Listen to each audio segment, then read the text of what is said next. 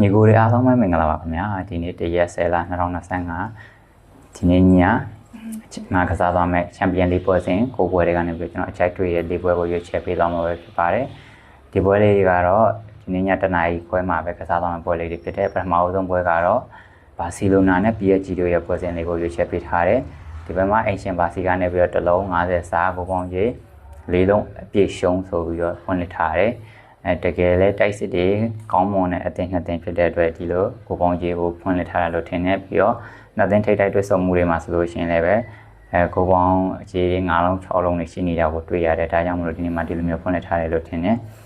တိုက်စစ်ကစားကသမားပိုင်းတွေမှာအနေငယ်ဒဏ်ရာရကစားသမားရှိနေရဲ့ပြည်ကြီးမှာဆိုလို့ရှိရင်လည်းဒမ်ဘလီပါလာဖို့မသေးချဘူးဘာစီမှာဆိုလို့ရှိရင်လည်းပဲဒဏ်ရာရကစားသမားအနေငယ်ရှိရဲ့ဒါပေမဲ့ပြည်ကြီးမှာကန်စစ်ပိုင်းမှာတော့လူရင်းရဆုံးနေရတွေ့အဲ့တော့ဒီနေ့မှာနှစ်ဖက်သွင်းဖို့ရှိလာခဲ့မှာဆိုရင်တော့မှ၄လုံးကိုကြော်သွားမယ်လို့ကျွန်တော်အနေနဲ့မထင်ဘူး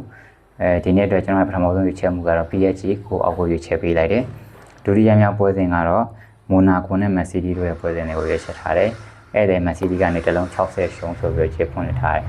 ဒီခြေဖွင့်လက်မှာလည်းကျွန်တော်အနေနဲ့အဲ့ဒီမက်ဆီဒီနဲ့လာပဲချက်တည်ခြင်းနဲ့ခံမှန်းရတဲ့အနေနဲ့ဆိုရင်တော့ကျွန်တော်အနေနဲ့ C2 တော့ကိုသွားလိမ့်မယ်လို့ခံမှန်းထားတယ်တတိယမြောက်ပွဲစဉ်ကတော့နာပိုလီနဲ့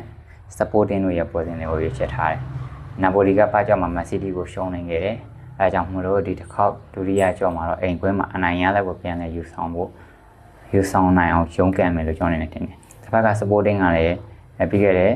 ပါကြောမှာဆိုရင် 4-1 နဲ့အနိုင်ယူထားတယ်။အဲတော့နှစ်သင်းစလုံးကတော့အနိုင်ရလက်တော်ရှုံးကန်ကြမှာကျွန်တော်ပြီးခဲ့တဲ့အခုကစားခဲ့တဲ့ပွဲစဉ်တွေပြန်ကြည့်မယ်ဆိုလို့ရှိရင်လည်းအခွင့်အရေးရရင်ရတယ်လို့အသင်းတိုင်းကကိုသွင်းနေကြတာကိုကျွန်တော်လည်းတွေ့ရတယ်ဒါကြောင့်မလို့ကိုပွဲရှိလို့ရှိရင်9ပွဲလောက်ကိုပေါ်နေရတယ်ကျွန်တော်တွေ့ရတယ်အဲ့တော့ဒီနေ့ဒုတိယမြောက်ရွေးချယ်မှုကတော့အင်ရှင်နာပိုလီဘော်ဒီနဲ့ရွေးချယ်ခြင်းနဲ့ level 90ရှုံးမဲ့ကိုပေါင်းကတော့နှလုံး80ရှုံးဆွဲဖွင့်ထားတယ်အကြောင်းနဲ့ခံမှန်းရလဲဆိုလို့ရှိရင်တော့2-1လောက်ကိုခံမှန်းထားတယ်နောက်ဆုံးပွဲစဉ်ဖြစ်တဲ့ကျွန်တော်ရဲ့အကြိုက်တွေ့ဆုံးပွဲစဉ်ကတော့ဒေါမွန်နဲ့ပြီးပါအိုလိုရဲ့ပွဲစဉ်လေးပဲဖြစ်တဲ့ဒေါမွန်ကပါကြော့မှာဂျူဗင်တက်ကိုအဝေးကွင်းမှာတည်ရကစားထားခဲ့တယ်တစ်ဖက်ကဘီဘာကတော့ဒီရာဒီသူကလပ်မှာရောဒီချန်ပီယံလိမှာရောရလက်ကောင်းတွေပြောက်ပွဲနေတဲ့အသင်းတစ်သင်းဖြစ်တဲ့ရလက်ကောင်းပြန်လေဖော်ဆောင်နိုင်ဖို့အတွက်ဘီဘာတို့အနေနဲ့လည်းအကောင်းဆုံးရုန်းကန်ရမယ်တစ်ဖက်ကဒေါမွန်ကလည်းပဲ